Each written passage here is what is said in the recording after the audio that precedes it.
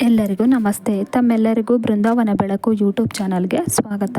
9 ರಾತ್ರಿಗಳು ಮತ್ತು 10 ದಿನಗಳನ್ನು ಒಳಗೊಂಡ ಮಹತ್ವದ ಹಿಂದೂ ಹಬ್ಬವಾದ ನವರಾತ್ರಿ ಭಾರತದಲ್ಲಿ ಮತ್ತು ಜಾಗತಿಕವಾಗಿ ಹಿಂದೂ ಸಮುದಾಯಗಳಲ್ಲಿ ಅಪಾರ ಸಾಂಸ್ಕೃತಿಕ ಮತ್ತು ಧಾರ್ಮಿಕ ಸಾಮಾಜಿಕ ಮಹತ್ವವನ್ನು ಹೊಂದಿದೆ.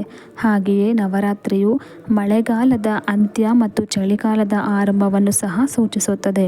ಅಂದರೆ ಇದು ಋತುವಿನ ಬದಲಾವಣೆಯನ್ನು ಸೂಚಿಸುತ್ತದೆ. ನವರಾತ್ರಿಯ ಸಮಯದಲ್ಲಿ ಮಾಡುವ ಉಪವಾಸವು ಭಕ್ತಿಯ ಸಾರವನ್ನು ಹೊಂದಿದ್ದರೂ ಅದು ನಮ್ಮ ಆರೋಗ್ಯಕ್ಕೂ ಅತ್ಯಂತ ಪ್ರಯೋಜನಕಾರಿಯಾಗಿದೆ. ಈ ವಿಡಿಯೋದಲ್ಲಿ ನವರಾತ್ರಿಯ ಸಮಯದಲ್ಲಿ ಮಾಡಬಾರದ ಕೆಲವೊಂದು ಕೆಲಸಗಳನ್ನು ಹೇಳಿದ್ದೇವೆ. ಯಾವುವು ನೋಡೋಣ ಬನ್ನಿ. ಅದಕ್ಕೂ ಮೊದಲು ನನ್ನ ವಿಡಿಯೋವನ್ನು ಮೊದಲನೇ ಬಾರಿ ನೋಡ್ತಾ ಇದ್ದರೆ ನನ್ನ ಚಾನಲನ್ನು ಸಬ್ಸ್ಕ್ರೈಬ್ ಮಾಡಿ. ಉಪವಾಸವನ್ನು ಮಾಡುವವರು ಯಾವುದೇ ಐಷಾರಾಮಿ ಬದುಕನ್ನು ಅನುಸರಿಸಬಾರದು. ಇದು ಉಪವಾಸ ಮತ್ತು ಪ್ರಾರ್ಥನೆಯ ಪವಿತ್ರ ಹಬ್ಬವಾಗಿದೆ. ಈ ಸಮಯದಲ್ಲಿ ನೆಲದ ಮೇಲೆ ಮಲಗಿದರೆ ಉತ್ತಮ. ಹೀಗೆ ಮಾಡುವುದರಿಂದ ನಮ್ಮ ಮೂಳೆಗಳು ಸಹ ಬಲಗೊಳ್ಳುತ್ತವೆ. ಜೊತೆಗೆ ಬೆನ್ನು ನೋವಿನ ಸಮಸ್ಯೆಗಳು ಕೂಡ ಕಡಿಮೆಯಾಗುತ್ತವೆ. ಇನ್ನು ಈ ನವರಾತ್ರಿಯ ಸಮಯದಲ್ಲಿ ದೇವಾನುದೇವತೆಗಳು ಭಕ್ತರ ಮನೆಗೆ ಭೇಟಿ ನೀಡುತ್ತಾರೆ. ಇನ್ನು ಈ ಸಂದರ್ಭದಲ್ಲಿ ವಾದಗಳು, ಜಗಳಗಳು, ಹಿಂಸೆ ನಡೆಯುತ್ತಿದ್ದರೆ ದೇವರು ಕೋಪಗೊಳ್ಳುತ್ತಾರೆ.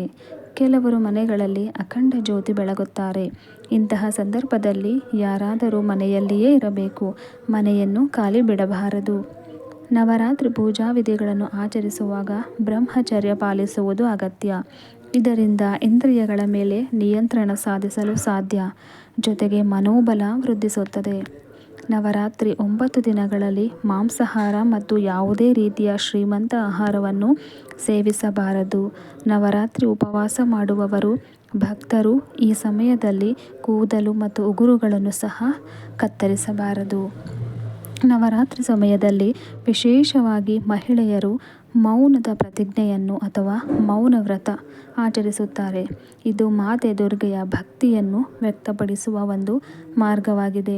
ಇದರಿಂದ ಮನಸ್ಸು, ಮಾತಿನ ಮೇಲೆ ನಿಯಂತ್ರಣವನ್ನು ಸಾಧಿಸಬಹುದು.